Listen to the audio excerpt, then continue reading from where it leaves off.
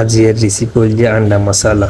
তাহলে আন্ডা মশলা যদি বানাম পরে তাহলে কী লাগব, তাহলে পেঁয়াজ, কাঁচামরিচ, ডিম। ডিমরে লইরে লিখভাবে কুচি করে এলাম পড়ব, কুচি করে লইরে এভাবে লই ডিম দি বিয়াকিন একেবারে মাখি এলাম পড়ব।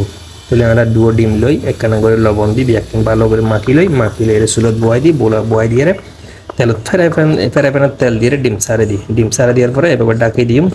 তারপর আমরা আবার কারি দিবে মশলা বানাই এবেলা আলাদাভাবে এভাবে টমাটো, কাঁচামরিচ বিয়াকিন এর কুচি কুচি কুচি করে হাঁড়ি ফেলাইম। হাঁড়িয়ে তারপর আবার গোসুলত নিদি ডেকসি দিয়ে এমনি আনার এক পাশে ডিম আগে এগো।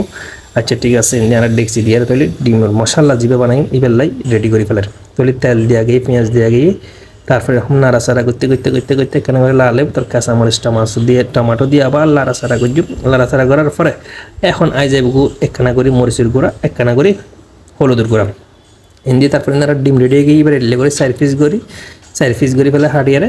তারপরে আলাদা করে এক পাশে রাখি দিই। এখন আগে এই তো মশলা দিয়ে এভাবে গুঁড়োতে রেডি হয়ে যাবে।